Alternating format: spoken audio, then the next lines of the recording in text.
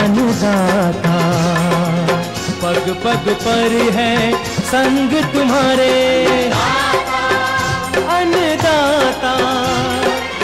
लहू किसानों का बन के पसीना सींचता है धरती का सीना।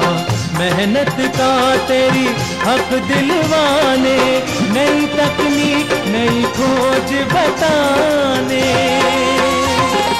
पशुधन को गुणवान बनाना, पौध सुरक्षा को सिखलाना, खेती के सब गुर समझाने, भारत का सरताज बनाने। आठों पहर है संग तुम्हारे अन्नदाता अन्नदाता। नमस्कार, मैं हूं आपके साथ शिप्रा झा। आप सभी दर्शकों का अन्नदाता के कार्यक्रम में स्वागत करती हूं। किसान का जीवन बहुत ही मुश्किल होता है। वो अपने खेतों में लंबे समय तक काम करता है, उसका ध्यान सदैव फसल में ही लगा रहता है। वे अपनी कड़ी मेहनत की ताकत पर अपना जीवन व्यतीत करते हैं और ऐसे ही किसानों की प्रगति के लिए हम खेती बाड़ी से जुड़ी हुई बहुत सी नई लाभकारी जानकारियां हर रोज सुबह लेकर आते हैं। तो चलिए कार्यक्रम शुरू करने से पहले देखते हैं क्या है आज के अन्नदाता में। शकरकंद की उन्नत किस्में और वैज्ञानिक खेती पर तकनीकी सलाह। अश्वगंधा की खेती से किसान कमा सकते हैं अच्छा मुनाफा।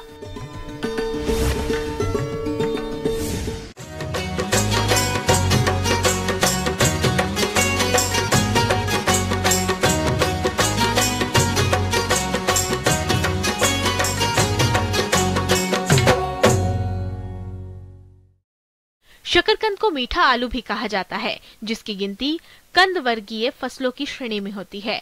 फिलहाल इसकी खेती के लिए सही समय चल रहा है, तो किसान इसकी कौन सी किस्मों की बुवाई करें और खेती करते समय किन किन बातों पर खास ध्यान दें, जानते हैं बिहार कृषि विश्वविद्यालय सबौर जिला भागलपुर के कृषि विशेषज्ञ डॉक्टर विजय कुमार सिंह से।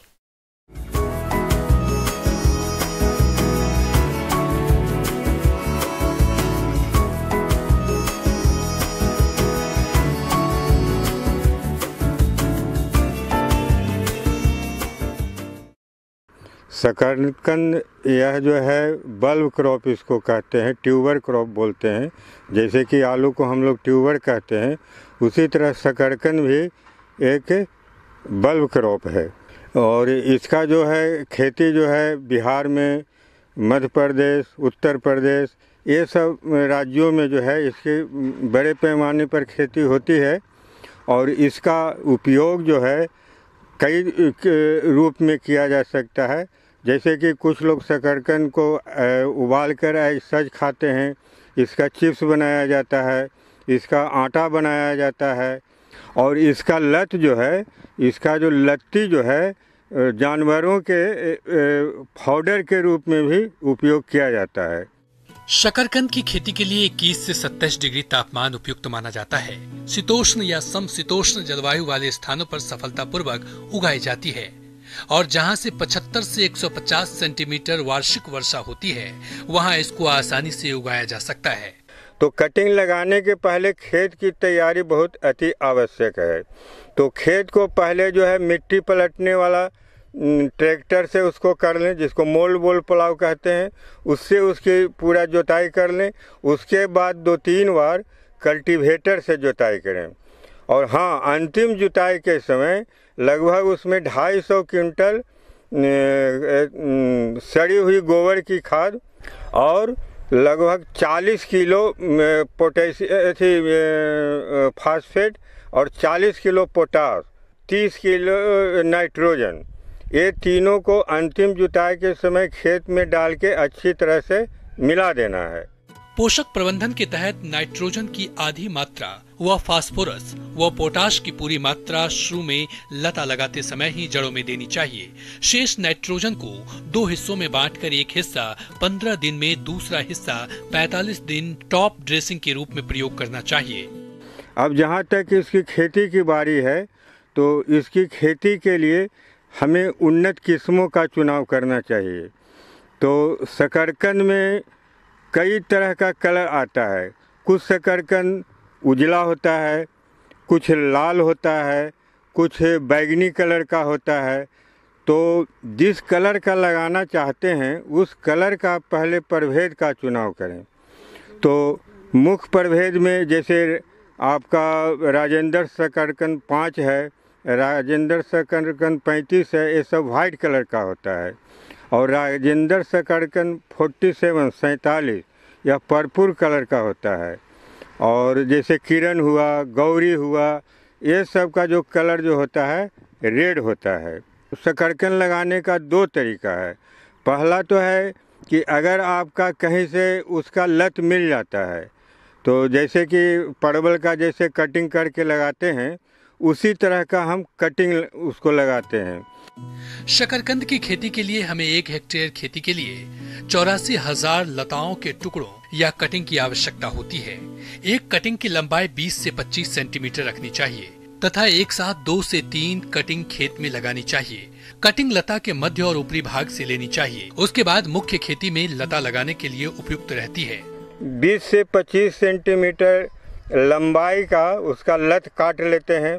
लत काटने घड़ी ध्यान यही रखना है कि नीचे वाला भाग नहीं हो, ऊपर से और नीचे वाला भाग। तो 25 सेंटीमीटर की लगभग लंबाई उसका काट लें और सेकेंडरी नर्सरी में उसको 20-20 सेंटीमीटर की दूरी पर लगाते जाएं। और मेड़ से मेड़, लाइन से लाइन की दूरी 60 सेंटीमीटर रखें। शकरकंद 3 तरह से लगाई जाती है, टीला विधि, मेड़ एवं नाली विधि और समतल विधि द्वारा।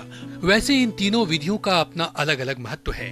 टीला विधि जहां जल जमाव की समस्या रहती है वहां अपनाई जाती है और दूसरी मेड़ या नाली विधि ढलाव वाले भूमि के लिए उपयुक्त रहती है। समतल विधि हर जगह के लिए उपयुक्त है, किंतु 1 माह बाद जड़ों पर मिट्टी चढ़ाकर मेड़ बनाना आवश्यक होता है। और उस भाइन को मेन फील्ड में लगाना है। तो लगाने का जो उसका जो दूरी जो हुआ, तो कहीं कहीं लोग लाइन से लाइन 50 रखते हैं, कहीं लोग 60 से रखते हैं। तो निर्भर करता है कि वह वैरायटी का बढ़ाव कैसा है। कहीं वो ज़्यादा फैलने वाला तो नहीं है। अगर ज़्यादा फैलने वाला रहेगा तो हम उसको लाइन से लाइन 60 रखेंगे। और पौधा से पौधा की जो दूरी है, कटिंग से कटिंग जो लगाएंगे, वो हम लगाएंगे 20 से 25 सेंटीमीटर की दूरी पर। किसान भाइयों, अब लेते हैं एक छोटा सा ब्रेक।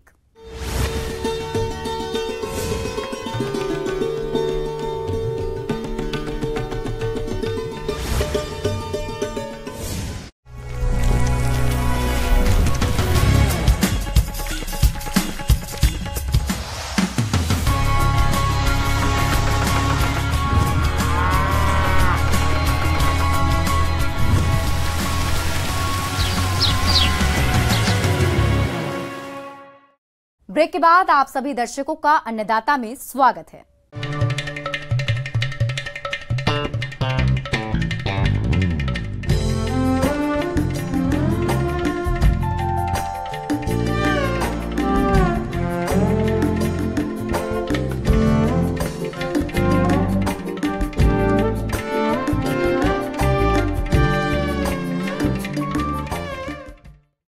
कैश क्रॉप के नाम से मशहूर अश्वगंधा की खेती से किसान मोटी कमाई कर सकते हैं। अगर आप भी इस औषधीय पौधे की खेती करने की योजना बना रहे हैं तो इसकी बुआई के लिए ये सबसे उपयुक्त समय है। वैसे तो कृषि वैज्ञानिक इसकी बुआई के लिए अगस्त के महीने को ज्यादा सही मानते हैं, लेकिन बिहार जैसे राज्यों में जब सितंबर और अक्टूबर में बारिश की गतिविधियां कम हो जाती हैं, तब किसान इसकी बुआई करते हैं। तो चलिए अश्वगंधा की खेती के बारे में जानते हैं बिहार कृषि विश्वविद्यालय सबौर जिला भागलपुर के बागवानी विशेषज्ञ डॉक्टर परमवीर सिंह से।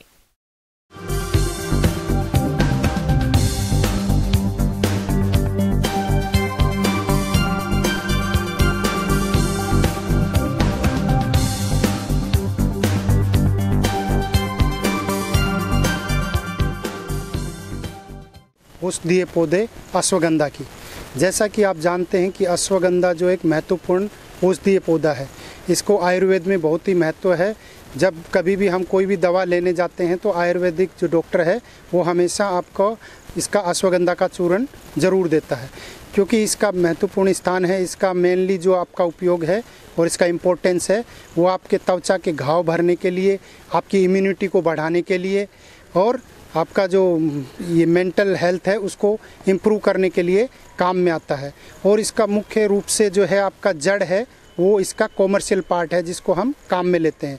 जड़ का पाउडर ही इसके मुख्यतः काम में लिया जाता है। वैसे तो इसके पत्ते और बीज भी काम में लेते हैं, परंतु मुख्यतः इसका उपयोग जो है जड़ उपयोगी पार्ट है जिसको काम में लेते हैं। अश्वगंधा एक बहुवर्षीय पौधा है। सभी जड़ी बूटियों में सबसे अधिक प्रसिद्ध अश्वगंधा ही है। अगर लाइफस्टाइल डिजीज की बात करें तो तनाव और चिंता को दूर करने में अश्वगंधा को सबसे फायदेमंद माना जाता है। अश्वगंधा के कई तरह के इस्तेमाल के कारण इसकी मांग हमेशा बनी रहती है। अश्वगंधा की खेती कर किसान धान, गेहूं और मक्का की खेती के मुकाबले 50% तक अधिक मुनाफा कमा सकते हैं। इसकी जो दोमट मिट्टी है उसके लिए सबसे अच्छी होती है। बलुई दोमट मिट्टी जो है वो सबसे अच्छी इसके लिए मानी जाती है।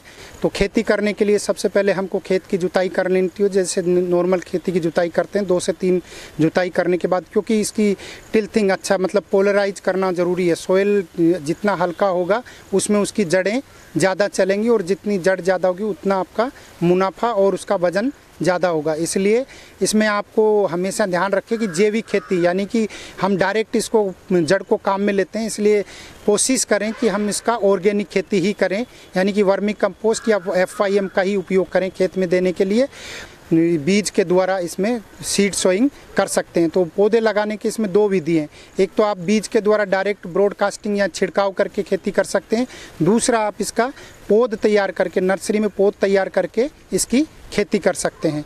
तो जब हम पौध तैयार करते हैं तो आप इसको पौध जब खेत में लगाने से 20 से 30 दिन पहले हम इसकी पौध तैयार करते हैं। पौध तैयार करने के लिए हम इसको बेड, रेज बेड बना लेते हैं, ऊंची बेड बना लेते हैं और उस पर बीज जो अपना रिक्वायरमेंट है उसके अनुसार उसमें तैयार कर लेते हैं। अश्वगंधा की खेती के लिए सबसे पहले नर्सरी तैयार करते हैं। इसके बाद खेत में उठी हुई क्यारियां बना लेते हैं। इसके बाद बीज को कतार बनाकर बुआई करें। वही बुआई के लगभग 15 दिनों बाद अंकुरण निकलने शुरू हो जाते हैं।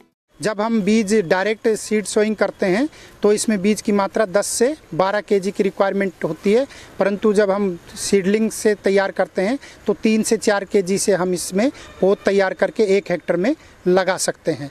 तो इस तरह से आप सीडलिंग तैयार कर लेंगे और उसको खेत में शिफ्ट कर देंगे। फिर बात करते हैं इसमें कौन कौन सी जो है आप वेराइटीज जो हैं प्रभेद लगा सकते हैं। तो इसमें मुख्य रूप से जवाहर 20 जो जबलपुर से निकली हुई वेराइटी है उसका उपयोग कर सकते हैं। एक आपका चेतक है, चेतक और प्रताप वेराइटी है जो उदयपुर से निकली हुई वेराइटी है, महाराणा प्रताप एग्रीकल्चर यूनिवर्सिटी से निकली हुई वेराइटी है, उसका उपयोग कर सकते हैं। तो ये आपके प्रभेद इसमें काम में ले सकते हैं। तो आप जब डायरेक्ट खेत करते हैं तो खेत की जुताई तैयार करने के बाद आप इसको बारिश जब ख़त्म होती है, लास्ट बारिश शावर होता है उसके बाद, क्योंकि इसमें ज़्यादा पानी की आवश्यकता नहीं होती, तो उसके बाद आप इसको अगस्त सितंबर में इसकी बुआई कर सकते हैं। तो खेत तैयार करने के बाद ब्रॉडकास्टिंग के द्वारा यानी छिड़काव करके आप 10 से 12 kg सीड को 1 हेक्टेयर में करके तैयार कर सकते हैं। और अगर आप पौध तैयार करते हैं जो सीडलिंग आपकी नर्सरी में पहले से तैयार की हुई है उसको आप लाइन से लगा सकते हैं। तो इस तरह से आप पौधे इसमें तैयार कर सकते हैं। अश्वगंधा की अच्छी फसल के लिए समय समय पर खरपतवार नियंत्रण करें ताकि जड़ों की अच्छी बढ़त हो सके। इसके लिए बिजाई के 25 से 30 दिन बाद खुरपे से तथा 45 से 50 दिन बाद कसौले से गुड़ाई करें। और पानी इसमें 1 से 2 सिंचाई की ज़रूरत होती है, इससे ज़्यादा इसमें पानी की ज़रूरत नहीं होती है। परंतु अब ध्यान रखना है जब भी पानी दें, जब इसका अप्रैल, जैसे आपने अगस्त सितंबर में लगाया तो इसकी खुदाई जो है आपका अप्रैल में होगा। तो अप्रैल में खुदाई करें तो आपको ध्यान रखना है कि खुदाई से पहले 1 महीने पहले इसमें पानी देना कम कर दें, पानी देना बंद कर दें, पानी नहीं दें। क्योंकि पानी देंगे, क्योंकि इसमें एल्कोलाइड्स जो होते हैं तो वो आपको कंसनट्रेट ज़्यादा होगा, ज़्यादा मात्रा में उसमें एल्कोलाइड्स मिलेंगे।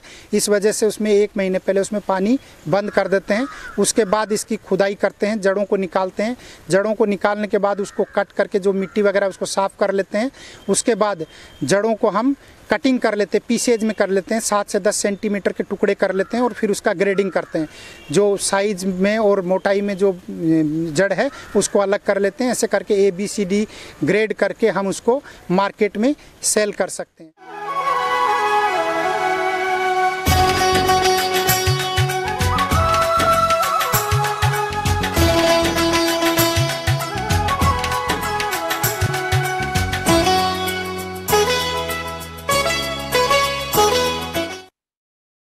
हल्दी का उपयोग मसाला और औषधि के रूप में होता है, लेकिन फसल में भी कई प्रकार के कीट और रोगों का प्रकोप होता है जो कि पौधों को नुकसान पहुंचाते हैं और इसका सीधा असर फसल की क्वालिटी और उत्पादन पर पड़ता है। इसलिए हल्दी की फसल में समय रहते पौध सुरक्षा उपायों को करना जरूरी होता है, तभी फसल से अच्छा मुनाफा मिलता है।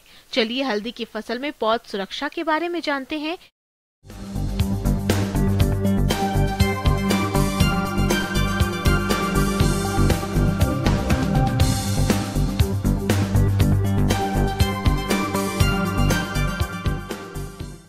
किसान भाई जोहार। हल्दी में किसान भाई जो आप अभी अपने खड़ी फसल में लगा दिए होंगे खेत में, तो लगभग 1.5 महीने के आसपास का आपका फसल हुआ होगा। तो किसान भाई ये हल्दी में एक बीमारी देखने को मिलती है जिसको हम लोग कहते हैं लीफ स्पॉट, माने पत्र लांछन या लीफ ब्लॉच। ये एक फफूंद के द्वारा होता है जिसका नाम है टेफ्राइना मैकुलेंस। एक्चुअल में जब आप देखिएगा संक्रमित पौधे जो होते हैं उनकी पत्तियों पे आप पाएंगे किसान भाई कि स्पॉट गोलाकार जो है धब्बा होगा, गोलाकार से अंडाकार धब्बा लिए होगा और धब्बा आपके पत्ती के दोनों सतहों पे, ऊपरी और निचली दोनों सतह पे होगा, लेकिन ये धब्बा आपका ऊपरी सतह पे ज़्यादा मिलेगा। ये एक धब्बा दूसरे धब्बा से मिल करके फिर पूरे पत्ती को जला देता है बाद में और आपके फसल को नुकसान पहुंचाता है। तो किसान भाई अगर आप हल्दी के साथ मक्का का अंतर्वर्ती फसल या हल्दी के साथ आप मिर्चा का अंतर्वर्ती फसल लगाते हैं साथ में, अगर खरीफ फसल में किसान भाई आपको ये लक्षण देखने को मिले तो आप दवा है एक ब्लाइटॉक्स 50 के नाम से बाज़ार में आता है, 3 ग्राम दवा 1 लीटर पानी में घोल बना करके छिड़काव करें। और छिड़काव करते समय किसान भाई ये देख लें कि छिड़काव करने के अगले 5-6 घंटे तक बारिश नहीं हो तो आपके फसल, और 2 बार छिड़काव करने पड़ेंगे इस दवा के, और छिड़काव करने के पहला छिड़काव करने के 2 सप्ताह बाद दूसरा छिड़काव करेंगे तो आपके फसल ये जो है पत्र लांछन जो हल्दी में है उससे बच जाएंगे और आपका फसल खुशहाल रहेगा। हल्दी का प्रकंद विगलन रोग, यह रोग पीथियम नामक फफूंद से होता है। इस रोग के लक्षण पत्तियों के निचली सतह पर दिखाई देते हैं।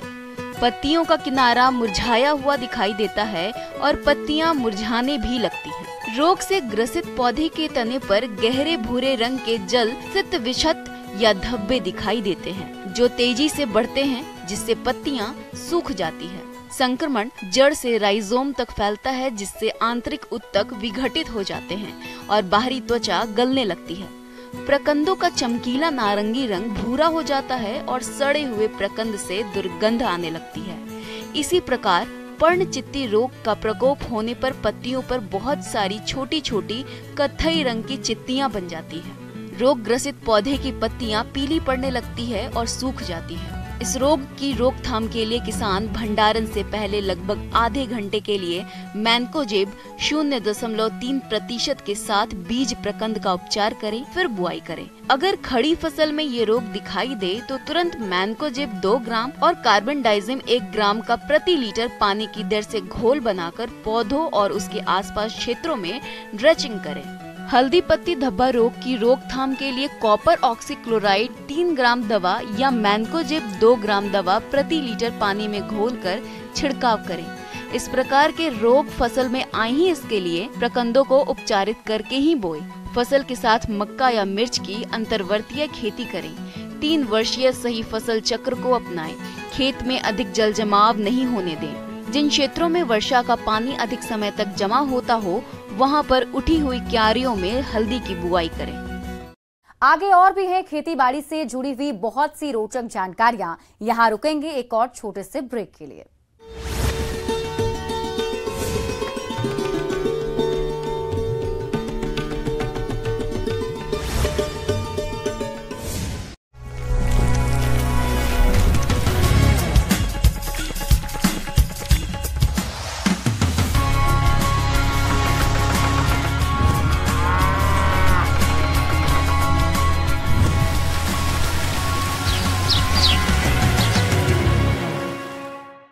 ब्रेक के बाद एक बार फिर से आप सभी दर्शकों का अन्नदाता के खास कार्यक्रम में स्वागत है।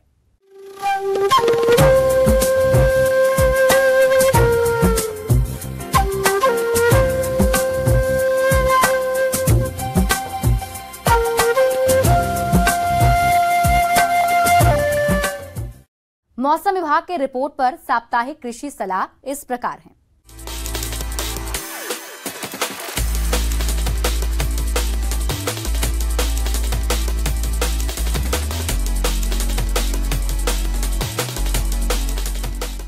ग्रामीण कृषि मौसम सेवा भारत सरकार और डॉक्टर राजेंद्र प्रसाद केंद्रीय कृषि विश्वविद्यालय समस्तीपुर के मौसम विभाग के सहयोग से जारी मौसम पूर्वानुमान के अनुसार आगामी समय में समस्तीपुर और इसके आसपास के इलाकों में आसमान में हल्के से मध्यम बादल देखे जा सकते हैं। अगले 48 घंटों के अंदर उत्तर बिहार के अधिकांश स्थानों में हल्की वर्षा हो सकती है।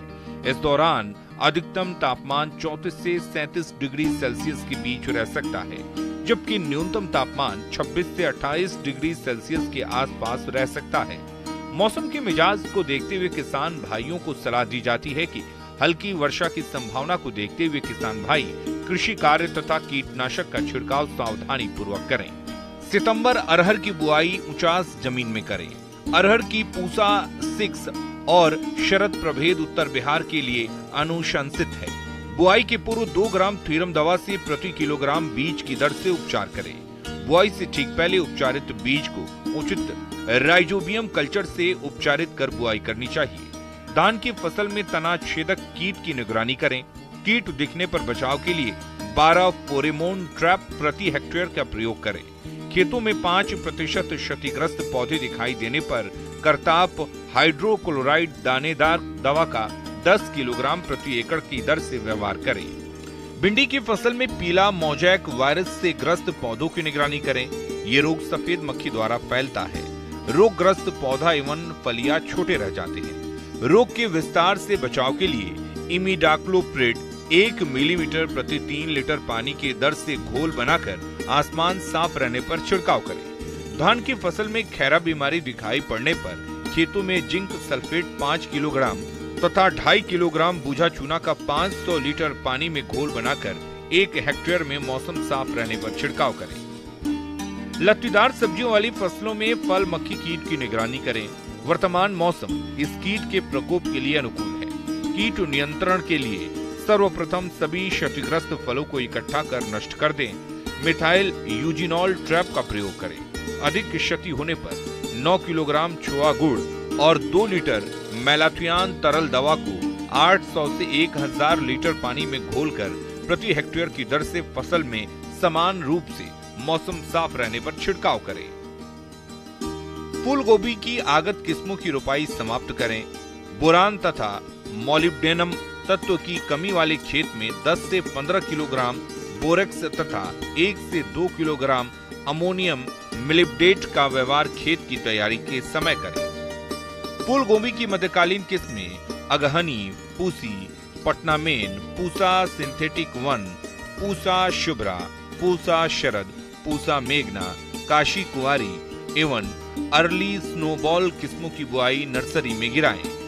टमाटर की काशी विशेष, काशी अमन, स्वर्ण लालिमा, स्वर्ण नवीन, अर्का आभा किस्मों की नर्सरी उथली क्यारियों में पंक्तियों में गिरावें। सब्जियों की नर्सरी में लाही, सफेद मक्खी व चूसक कीड़ों की निगरानी करें।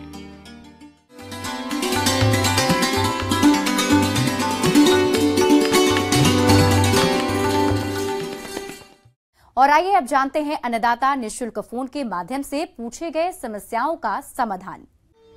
आज की अन्नदाता हेल्पलाइन में हमने जिस प्रश्न को शामिल किया है उसे पूछा है गांव पारसा जिला मधुबनी के जसवीर कुमार ने। आपने नींबू के बाग में सिट्रस कैंकर रोग की रोकथाम के बारे में जानकारी चाहिए है, तो इसके लिए देखिए कार्यक्रम का यह अंश। नमस्कार किसान भाइयों, आज हम बात करते हैं सिट्रस कैंकर की जो समस्या है ये ज़ैंथोमोनास जीवाणु के कारण होती है। जहाँ पर इसका संक्रमण है वो सतह खुरदुरी हो जाती है और कड़ा हो जाता है। ये इसके कारण जो है किसान भाइयों को इसका बाजार में उचित मूल्य नहीं मिल पाता है। तो जो किसान भाई नींबू वर्गीय फसलों की खेती करते हैं उनको इसका उपचार करने के लिए सबसे पहले तो ध्यान देना होगा कि जो भी रोग से ग्रसित टहनियाँ हैं या पत्ते हैं उनकी छटाई कर दे। पेड़ों की टहनियों की छटाई करने के बाद उन्हें जलाकर नष्ट कर दे और इसके साथ ही साथ उन पर जो बोर्डो मिक्सचर हम लोग कहते हैं जिसमें 5 भाग नीला थोथा और 5 भाग चूना का और उसमें 50 लीटर पानी मिला के एक स्ट्रेप्टोसाइक्लिन 100 ppm का 10 मिलीग्राम और कॉपर ऑक्सीक्लोराइड 5 मिलीग्राम, इन दोनों का घोल बनाकर मिलाकर इसका छिड़काव अगर अपने फलों पर करते हैं तो इसका रोकथाम किसान भाई कर सकते हैं।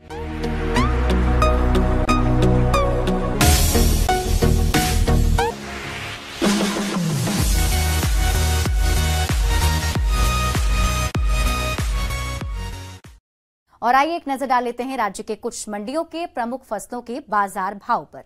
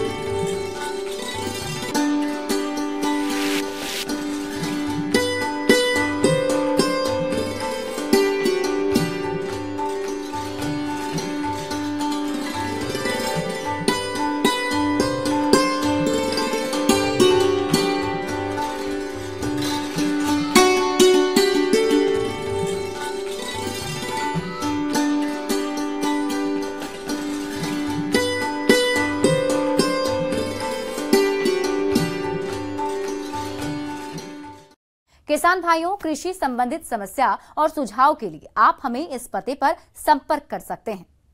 प्रोड्यूसर अन्नदाता news 18 Bihar Jharkhand, Ramoji film city Hyderabad 501512। साथ ही आप हमें ईमेल भी कर सकते हैं। हमारा ईमेल है p18annadatabihar@nw18.com। इसके अतिरिक्त आप हमें निःशुल्क हेल्पलाइन नंबर 1800889216 पर सोमवार से शनिवार सुबह 10 बजे से शाम 4 बजे के बीच संपर्क कर सकते हैं। अब समय हो रहा है आपसे विदा लेने का। कल इसी वक्त फिर से होगी आपसे मुलाकात। नमस्कार।